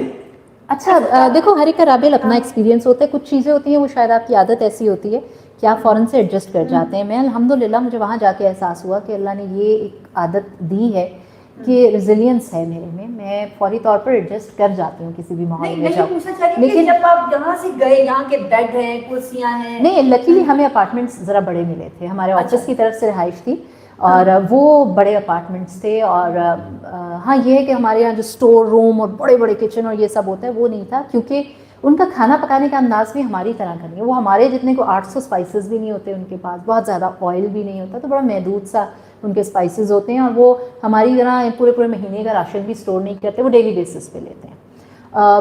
हर जगह का मुख्तलिफ मिजाज होता है हर इलाके का, लेकिन उनका लाइफस्टाइल काम ज़्यादा है और उस काम में जितनी सहूलत दी जा सके, आसाइश दी जा सके। हम बहुत ज़्यादा डेकोरेशंस पे और कीमती इन चीज़ों पे बहुत फोकस करते हैं। उनके लाइफस्टाइल में कन्वीनियंस ज़्यादा है कि आपको काम करने में जो चीज़ें सहूलत देती हैं टेक्नोलॉजी वाइज वो आपके पास अपग्रेडेड हो, वो आप चाहे खाना पकाने के बर्तन अपग्रेडेड हों या वो आपके डेस्क पे पड़े हुए जो लैपटॉप्स और बाकी गैजेट्स हैं, वो काम क्या चीज़ अच्छा देती है बस वो है। क्रिस्टल के बड़े बड़े गुलदान रख के वो कहते हैं कि वो टूट गया तो हमें क्या फ़ायदा, पौधे रख लो। पौधों का बहुत शौक़ है, ग्रीनरी का। हर घर, मैंने कोई घर नहीं देखा छोटे से छोटा भी जिसके अंदर कोई 2-3 गमले ना पड़े। पौधे ज़रूर होते हैं इस ग्रीनरी पे, पोल्यूशन भगाने पे, और उन्होंने बहुत तरक्की की है बिलाशुबा। उन लोगों ने ये जो 40 साल हैं, लोग कहते हैं ना कि नहीं हो सकता, उन्होंने वो किया है सनती इनकलाब में भी और टेक्नोलॉजी में भी जो यूरोप ने 100 साल में किया। तो ये उनकी रेजिलियंस है।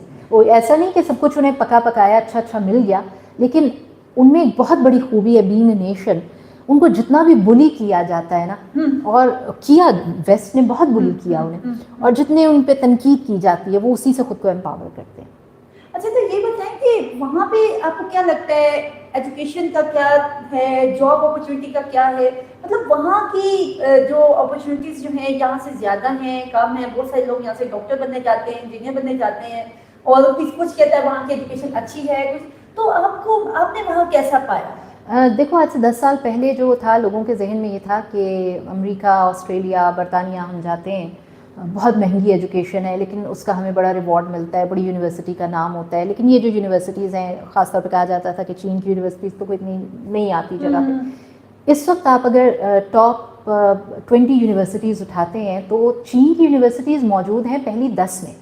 अच्छा जी, और ये यूनिवर्सिटीज़ जो हैं ये इंटरनेशनल रैंकिंग्स में है, ये नहीं कि चीन ने अपनी कोई लिस्ट निकाली है। तो कुछ लोगों को ये भी होता है ना कि नहीं वो खुद कहते हैं ये इंटरनेशनल रैंकिंग्स में आई हैं और बड़ी तेज़ी से ऊपर आई हैं ये। मैं फिर वही बात कहूँगी कि जब इनको कहा जाता है तुम ये नहीं कर सकते, तो ये नहीं सोच के बैठ जाते कि मैं नहीं कर रही, सोचते हैं किस वजह से कहा मैं नहीं कर सकता, मैं उस नहीं पे फोकस करूँ और उसको दूर करूँ। तो इनकी इंजीनियरिंग में, इनकी मेडिकल में इस वक्त जिस तरह टेक्नोलॉजी के ज़रिए ये लोग आगे बढ़ रहे हैं, इसमें कोई शक नहीं है। मैंने बहुत से स्टूडेंट्स वहाँ देखे हैं जिन्होंने वहाँ पढ़ा है, वहाँ पे भी जॉब्स कर रहे हैं।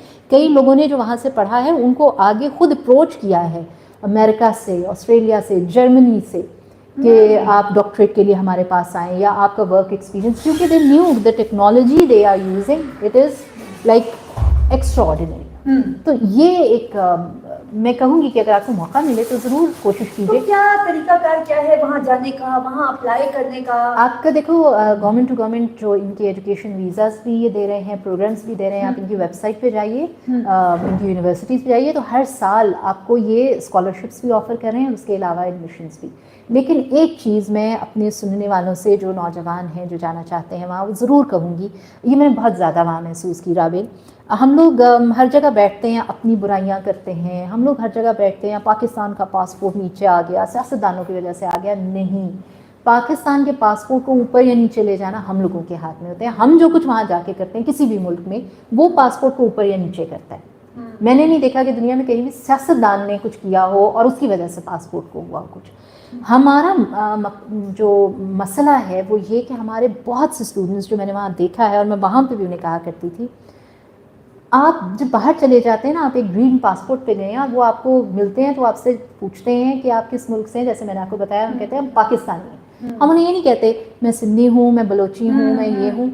उनके लिए आप पाकिस्तानी हैं। आप हलाल मीट खाना पसंद है, आप मुस्लिम हैं, वो नहीं पूछेंगे आप बरेलवी हैं, आप हनफी हैं, आप अहले तशी हैं, आप समझो कौन है।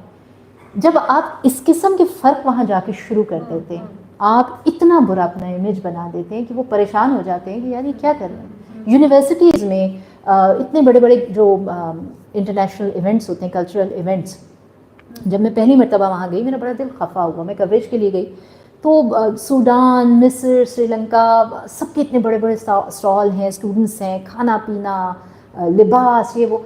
तो मुझे वो बच्चे मिले, इस्लामाबाद के थे, उसमें कुछ लाहौर के थे, एक छोटा सा स्टॉल था। कहने लगे आप बड़ी देर से आई, हमने कश्मीरी चाय भी बनाई हुई थी और बिरयानी भी थी, शलवार कमीज़ उन्होंने पहने हुए। तो मैंने कहा इतनी बड़ी ये यूनिवर्सिटी, मैंने तो सुना था यहाँ बहुत पाकिस्तानी है, तुम 8-10 बच्चे हो यहाँ पे। तो कहते नहीं वो मेहंदी वाली बच्चियाँ उस तरफ हैं और वो एक स्टॉल से। मैंने कहा तो इतने स्कैटर्ड क्यों हो, तुम लोगों ने एक पूरा स्टॉल क्यों नहीं बनाया। बड़ा दुख हुआ मुझे जब उन्होंने ये कहा। मैम हमें वो कहते हैं तुम बर्गर बच्चे हो इस्लामाबाद के और पंजाबी हो। तो उन लोगों ने वहाँ अपना एक स्टॉल बनाया है, उसमें वो सारे पश्तो बोलने वाले और वो सारे हैं, और कुछ जो हैं वो कहते हैं कि जी हमारा मसलक फ़र्क है। आप सोचो पाकिस्तान का ये इकट्ठा ही नहीं नज़र आ रहा वहाँ पे। तो जब आप बाहर जाते हैं ये सोच के जाइए कि आप पाकिस्तानी हैं, मतलब एक सफ़ीर तो गवर्नमेंट ने वहाँ भेजा हुआ है, वो ऑफिशियल मामला देख रहा है, एम्बेसी में बैठा हुआ है। एक सफ़ीर हम होते हैं, हमारा बोलना, उठना, बैठना, बर्ताव, लोगों के साथ बातचीत, ये हमारे मुल्क का एक तासुर बनाते हैं वहाँ पे। तो जब आप यहाँ से जाते हैं तो आप पाकिस्तानी बन के जाइए, इससे ज़्यादा कोई भी आपकी पहचान नहीं है। अच्छा, मैं आपसे इस सारी चीज़ों में हमने आज बड़ी अच्छी बातें की आपके साथ। हमने रीडिंग का फ़र्क पूछा, हमने आपसे वॉइस आर्टिस्ट का फ़र्क पूछा, आपने ये बताया कि एजुकेशन कितनी ज़रूरी है, मज़ीद साइड बाई साइड करना चाहिए। तो यहाँ मैं 2 सवाल आपसे पूछना चाहूँगी कि आपने 7 years आप अपने मुल्क से बाहर आए, तो क्या पाया, क्या खोया? हमें बड़े लोगों को लगता है कि आप बाहर चले गए तो ज़िंदगी बहुत गुले बहार हो गई है, गुले गुलजार हो गई है, आपको सब कुछ मिल गया है। तो क्या वाकई ऐसा है या अपने मुल्क की आदि जो है वो ज़्यादा अच्छी है? देखो, जिन्होंने पुरसकून और मुतमईन रहना होता है ना, वो थोड़े में भी रह लेते हैं, जिन्होंने नहीं रहना होता वो ज़्यादा में भी नहीं रहते हैं। ठीक है, इसमें कोई शक नहीं है कि जो बाहर के ममालिक हैं टेक्नोलॉजी वाइज जब बहुत ज़्यादा वो एडवांस है, वहाँ को सहूलियात बहुत ज़्यादा है। जिस तरह मैंने जब चीन से आना था तो मुझे सारे पूछते थे कि क्या चीज़ मिस करोगी, तो मैं कहती थी जो सबसे ज़्यादा टेक्नोलॉजी वाइज मैं चीज़ मिस करूँगी वो कैशलेस पेमेंट्स और ख़रीदारी वगैरह। वहाँ पे हम कैश नहीं इस्तेमाल करते। अच्छा। नोट वगैरह हमारे पर्स में नहीं होते थे। फिर क्या होता था? हमारे मोबाइल में वी चैट ऐप है या अली पे है। हाँ। और हम अपना सिर्फ मोबाइल उठाते थे। हाँ। और जाके एक सुई ख़रीदनी है या एक जहाज़ ख़रीदना है। हाँ। सब कुछ ख़रीद के आ जाते थे। तो यानी कि वो जैसे हम इजी पैसा जैज़ कैश करते हैं तो वो तो मैंने कहा कि मैं इस चीज़ को बहुत मिस करूँगी वहाँ पे। अभी इत्तेफाक कुछ दिन पहले ही मार्केट जाने का मुझे हुआ, तो मैं नहीं, फिर वही बात, मैं कैश नहीं रखती, ज़्यादा नहीं रखती। तो मैंने कुछ ख़रीदारी की, तो मैंने उस बच्चे को कहा कि बेटा तुम लोग बैंक कार्ड लेते हो? उन्होंने कहा नहीं। मैंने कहा आप लोगों का ईजी पैसा है? कहते नहीं। मैंने कहा आप लोग क्यों नहीं रखते? तो वहाँ पे खैर QR कोड स्कैन होता था ना, इधर तो हम इजी पैसा करते हैं। वहाँ हर दुकान पे, सब्ज़ी की दुकान, इवन वो जो सबवेज़ में कॉरिडोर्स में बैठे हुए गिटार वगैरह बजाए, उन्होंने स्कैन कोड रखा हुआ है कि आपने अगर मुझे 5 RMB भी देने हैं तो आप ये स्कैन करें और मुझे दे दें, उसके अकाउंट में चले जाएंगे। अच्छा ये बताइए कि मतलब एक तो मैं ये हमारे सुनने वाले और देखने वालों के लिए कि अगर कोई आपसे राब्ता करना चाहे, ठीक है, मतलब कोई भी किसी भी तरह से कोई रेफरेंस पॉइंट के, ठीक है, या फिर आपसे कोई गाइडलाइन देने के लिए या चाइना के बारे में मजीद पूछने के लिए, तो उसके लिए क्या मतलब प्रोसीजर है कि आपका कोई नंबर या कुछ ऐसी चीज जिससे लोग आपसे राब्ता कर सके। और दूसरा यहाँ पे मुझे बड़े मजे की बात याद आ रही कि चाइना कभी किसी के घर भी जाने का मौका मिला आपको? हाँ, और क्या मतलब उनकी हॉस्पिटैलिटी थी, और क्या खाना आप सब ज्यादा मिस करते हैं चाइना का, कौन सी चीज? मछली बहुत मज़े की बनाते हैं, ख़ास तौर पे इनके एक दो इलाके हैं, यूनान का जो इलाका है सूबा इनका, उफ, आपको दिन में 3 मरतबा भी अगर मछली खाने को मिल रही है, हर मरतबा एक नए जायके की, और इतनी मज़े की कि वो मुझे बहुत कर्टियस होते हैं जब उन्हें पता चल जाता है कि आप मुस्लिम हैं और आप किसी ऐसे रेस्टोरेंट में जा रहे हैं जहाँ पे मुस्लिम फूड उस तरह अवेलेबल नहीं होता, तो पूछने पे क्या, तो मैं कहती थी आपके पास सब्जियाँ बनी हुई हैं, मछली बनी हुई है ना, बस मेरा खाना हो गया। इतना मज़े का वो होता था। तो क्योंकि वो ज़्यादातर स्टीम बनाते थे, या मछली का सूप बहुत मज़े का होता था। तो ये खाने कुंग पाओ चिकन का बहुत मज़े का। हम जो बनाते हैं ना चीनी खाने, हम बहुत ज़्यादा मसाले देसी स्टाइल में बनाते हैं, हम वो हमारे वाला जायका नहीं होता। लेकिन एक दिलचस्प बात बताऊं, जो चिकन कॉर्न सूप है वो हमारा बहुत मज़े का है। अच्छा। इवन वो चीनी भी जो यहाँ पाकिस्तान है, हमारी कॉलीग्स थी, तो मैंने उन्हें कहा कि पाकिस्तान का कौन सा खाना वहाँ मिस करते हो तुम लोग यहाँ के, तो उन्होंने बताया कि बिरयानी और कबाब और ये वो। लेकिन मैंने कहा कि अच्छा हम लोग जो चीनी खाने खाते हैं वो तो तुम्हें पसंद नहीं होंगे, तो उन्होंने कहा फ़ौरन से, अब एक कॉलीग ने, नहीं मैं आप लोगों का वो जो स्टॉल्स पे चिकन कॉर्न सूप मिलता है वो बहुत मिस करती हूँ। मैंने कहा क्यों? कहती हूँ उसमें चिकन और कॉर्न इतना ज़्यादा होता है, हमारे तो सिर्फ सूप ही सूप होते हैं क्योंकि वो यखनी ज़्यादा होती है। तो हाँ, उनके बहुत से खाने वहाँ, शिनजांग के जो खाने हैं, जो बारबेक्यू है, वो हमारे जायकों से बहुत मिलता जुलता होता है। फिर हमारे यहाँ अब मिलने लगे डम्पलिंग कहते हैं हम उन्हें, मोमोज भी कहते हैं। अच्छा, ये भी एक डिफरेंस है, जो छोटे साइज़ के हैं वो वहाँ पे चीन में उन्हें जाओत्से कहा जाता है। क्या कहा जाता है? जाओत्से। जाओत्से। जाओत्से स्पेल JIATZE। अच्छा, जाओत्से। जाओत्से। तो ये मैंने कहा ना, टोन्स इनकी बड़ी मुख्तलिफ। जो डम्पलिंग है वो बड़े साइज का होता है, बहुत बड़ा पेड़ा होता है, वो डम्पलिंग कहलाता है। और मोमो? वो मोमो इंडिया में चूँकि कहते हैं उन छोटे साइज़ की इनको, लेकिन वो चीन में उन्हें जाओत्से कहा जाता है। तो ये खाने जो हैं हमारे नॉर्थ की तरफ भी बहुत मिलते हैं। मंतो कहते हैं वहाँ पे, मंतो चीन में जिसे कहते हैं, वो हमारे नॉर्थ में जो मिल रहा है फिलिंग के साथ, बिल्कुल नाम वो मंतो है, लेकिन वो चीन वाला मंतो नहीं है। वो चीनी जब सुनते हैं तो कहते हैं नहीं ये तो जाओत्से है, ये तो मंतो नहीं, ये तो ये। उनका मंतो कैसा होता है? वो उसके अंदर फिलिंग नहीं होती है। अच्छा। हाँ, बगैर फिलिंग के वो कैसे बगैर बनता फिलिंग के है? होता है। वो मैदे के साथ होता है, उसमें थोड़े से स्पाइसेस तो आपको पता है ज़्यादा नहीं खाते, सॉल्ट होता है, थोड़े वो ऑलिव ऑयल होता है उसके साथ, वो पेड़ा होता है। आप वो लोग क्रॉसेंट्स को जो है वो भी मंतो कहते हैं? नहीं, क्रॉसेंट बिल्कुल और चीज़ है, वो तो फ्रेंच है, बिल्कुल वो मीठा है, ये मीठा नहीं होता, ये सादा होता है। इनके नाश्ते का बड़ा अहम हिस्सा होता है, इनके मज़े की चीज़ें होती है, इनके सूप्स वगैरह इतने हेल्दी होते हैं। हर मौसम के एतबार से इनके खाने होते हैं। मौसम जो ही वो हमारे कैफेटेरिया में वो खाने आते थे, हम समझ जाते थे मौसम तब्दील हो रहा है। इनकी माइथोलॉजीज़ बहुत मज़े की हैं। मौसम कैसा था वहाँ का? सर्दी? देखो, बीजिंग में जब मैं रही हूँ वो तो एक्सट्रीम ठंड, इस वक्त भी वहाँ पे -16 चल रहा है, हमने -20, 21 भी देखा है वहाँ पे, और उसमें हम काम वगैरह भी करते रहे। लेकिन हर इलाके का मुख्तलिफ, इतना बड़ा चीन है तो कहीं बहुत से इलाके बहुत गर्म भी हैं, बहुत से इलाके बहुत -50 वाले भी हैं और 42 वाले भी हैं। अच्छा, तो ये बताएं कि अगर किसी को आपका नंबर चाहिए हो या कोई मतलब कोई ईमेल एड्रेस या कोई सोशल मीडिया पे, तो वो प्लीज बता दें कि ईमेल अकाउंट है मेरा, जी बताएं प्लीज। सारा अफजल SARAAFZEL 1874 @gmail.com। आपने तो पैदाइश के साथ ही बताया। हाँ, वो मुझे भूल जाती थी ना। 1874। हाँ, पैदाइश आपकी 1974 की हुई थी, 1874 की। 1st August is the 8th month, तो 1st August 19 so it's 1874। Okay जी, तो वेल मतलब अब मैं ये चाहूँगी कि आप हमारे जितने भी सुनने वाले हैं, देखने वाले हैं, उनको कोई क्या मैसेज देना चाहेंगे? मतलब क्या आप उनको बताना चाहेंगे अगर कि वो वॉइस आर्टिस्ट बन रहे हैं, तो क्या उनके लिए क्या मैसेज है? और उन लोगों के लिए जो अपने अपनों को छोड़ के इतने दूर जा बैठते हैं, तो वो पैसा तो कमा लेते हैं, पीछे क्या मिस करते हैं? तो ये मैं चाहूँगी कि ये मैसेज आप ज़रूर दें और ये बताएं कि क्या पैसा और मतलब आपके रिलेटिव्स किनको ज़्यादा अहमियत देनी चाहिए, आप बैलेंस कैसे रख सकते हैं? स्टेप बाय स्टेप जवाब देती ठीक हूँ। है। वॉइस आर्टिस्ट बनना, आप वॉइस ओवर करना चाहते हैं, आप स्टोरी टेलर बनना चाहते हैं, सबसे ज़रूरी है मुशाहिदा। आपके इर्द गिर्द बहुत से कैरेक्टर्स होते हैं, दिन में आप 600 कैरेक्टर्स से मिल रहे होते हैं, और कोई कोई कैरेक्टर बड़े ख़ास होते हैं, क्लिक कर जाते हैं, तो उनको अपनी याददाश्त में कहीं महफूज कर लीजिए, वो कहीं ना कहीं आपको ज़रूरत पड़ सकती है उनकी। आप अच्छी अंग्रेज़ी बोलते हैं, या आप अच्छी उर्दू बोलते हैं, या आप अच्छी पंजाबी बोलते हैं, लेकिन जब आप किसी किरदार में आते हैं तो आप उसी में आ जाते हैं। मैं आपको दिलचस्प बात बताऊँ, मुझे सबसे मुश्किल काम लगता है ना किसी भी बुक को रिकॉर्ड करते हुए, वो होता है जहाँ पर वो कैरेक्टर कोई ऐसा फजूल इंसान होता है जो गाली बहुत देता है, जैसे गाली नहीं दी जाती, कैरेक्टर में पूरी ढल जाने के बावजूद नहीं दी जाती। वजह उसकी ये है कि मैं कहती हूँ तो मेरे एक बड़े अच्छे दोस्त है, मैंने बात हुई तो मैंने उन्हें कहा कि बहुत अच्छा है, लेकिन मैं जो ही यहाँ आती हूँ मेरी ब्रेक लग जाती है। तो उन्होंने कहा तो वो कैरेक्टर गाली दे रहा है ना, तुम तो नहीं दे रही। मैंने कहा नहीं, इसलिए नहीं कि मुझे वो गाली देनी हो, इसलिए कि वो फील ही नहीं आती ना, मैं वो फील लेना चाहती हूँ गाली की भी। तो जब आप किसी भी कैरेक्टर कर रहे होते तो आप उसकी वो फील आप में ज़रूर आनी चाहिए, वो सरसरीसा नहीं होना चाहिए।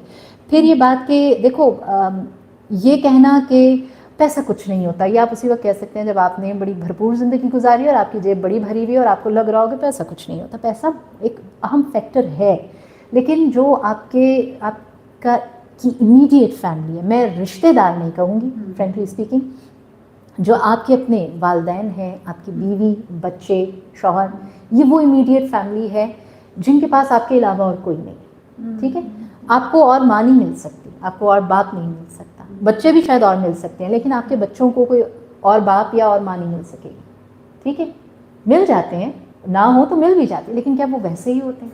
तो ये रिश्ते बहुत इंपॉर्टेंट होते हैं। आपको अगर कमाने के लिए बाहर भी जाना है ना, तो एक बात जहन में रखिए कि आपकी वालदा भी बहुत अहम है, कोई शक नहीं, आपके बहन भाई भी बहुत अहम है, कोई शक नहीं, लेकिन आप जिनसे दूर हुए हैं पहला हक उनका बनता है। अगर आपके बीवी बच्चे आपकी इस कमाई में से फ़ायदा नहीं उठा रहे, लेकिन या उनको हाथ फैलाना पड़ रहा है फिर आपके किसी बड़े भाई के आगे, किसी बड़ी बहन के आगे, या मे भी आपकी वालदा वालिद इतने कंट्रोलिंग है और आपने वालदा को तो भेज दी सारी की सारी रकम, लेकिन अपनी बीवी को एक पॉकेट मनी तक नहीं भेजा, आप ज़्यादती कर रहे हैं। फिर तो ये काम मत करें, ये बैलेंस ज़रूर रखें। आप बाहर बैठे हैं, मैंने खुद ये तजुर्बा किया, आपको बहुत सी चीज़ें क्लियर पिक्चर नहीं होती। आप एक तरफ की बात सुनते हैं, आपको लगता है ये ठीक कह रहा है, आपको दूसरी तरफ की सुनते हैं, आपको लगता है ये ठीक कह रहा है। तो ये तवाज़ुन रख के जाइए। आप बाहर जा रहे हैं, अपने बीवी बच्चों के लिए, अपने माँ बाप के लिए, अपने वालिदैन को ज़रूर भेजिए। अपनी बीवी के लिए बैंक अकाउंट अलहदा बना के जाइए, इससे बच्चों की फ़ीस, बच्चों का खाना पीना, लिबास के लिए किसी की मोहताजी ना करनी पड़े, उनकी दवा के लिए। हाँ, फिर उसके बाद आते हैं आपके बहन भाई। मैंने बहुत से लोगों को देखा है जो वहाँ से बहन भाइयों को इतना भर देते हैं कि जब वो वापस आते हैं तो उन्हें अंदाज़ा होता है कि उन्होंने तो घर भी बना लिया और मेरा बच्चा उनका ड्राइवर बन के रह गया। तो ये जुल्म मत करें। ओके जी, आज का सेशन बहुत बहुत बहुत ही ज़बरदस्त था, बहुत ही शानदार था। हमने कहा कि आप लोगों को बहुत बहुत बहुत कुछ सीखने का मिलेगा। ज़िंदगी का तजर्बा उन्होंने आपको सिखाया, एक अच्छा आर्टिस्ट, अच्छा इंसान, अच्छा फ्रीलांसर, अच्छा एजुकेशनर, क्या क्या चीज़ें उन्होंने आपको आज के लेसन में नहीं सिखाए। सीरियसली, मतलब मेरी अगर कोई पूछे कि who is the best voice artist, मतलब मेरे लिए कौन है, दो शी इज़, ये पहली है और शायद जिनको मैं बहुत पसंद करती हूँ। आज भी इनकी आवाज़ सुन के मुझे लगता है कि मेरा बचपन जो है वो वापस लौट आता है। तो कोई लोग इतने ही खूबसूरत होते हैं क्योंकि वो आते हैं और छा जाते हैं, और सिर्फ ऐसा नहीं कि वो माहौल पे छाते हैं। जैसे जैसे आप ग्रो करते हो, आप जिंदगी में आगे की तरफ बढ़ते हो, लेकिन वो कहीं ना कहीं जो है ना, वो आपकी आवाज़ें जो है ना आपके बचपन को जिंदा रखती हैं और उजागर रखती हैं। तो आई विश कि आपको आज का सेशन बहुत अच्छा लगा होगा।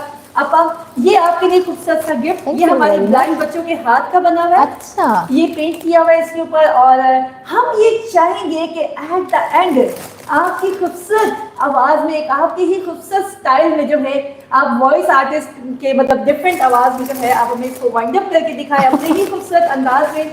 मुझे दीजिए इजाज़त, इंशाल्लाह फिर मिलेंगे आपसे किसी और गेस्ट कॉर्नर में, किसी और प्रोग्राम में। आपको प्रोग्राम कैसा लगा ज़रूर बताइएगा। मैं यही कहूँगी कि ज़िंदगी बहुत खूबसूरत है और ज़िंदगी गुजारने के लिए आंखों की नहीं, खूबसूरत दिल की ज़रूरत। तो वाइंड अप करेंगी हमारी प्यारी सी आपा। जी आपा, ये हमारा गेस्ट कॉर्नर है ना? Yes, okay. तो तमाम सुनने वालों के लिए बहुत सी दुआएं। गेस्ट कॉर्नर से राबिल पीरज़ादा और सारा अफजल को इजाज़त दीजिएगा। सेहत सलामती की बहुत सी दुआएं आप सबके लिए, अपनी दुआओं में याद रखिएगा। जीते रहिए। हाँ, आवाज़ निकालें। अच्छा, कैरेक्टर बना के। जी, ओए होए, कौन सा वाला कैरेक्टर बना? ये तो बात नहीं करना है।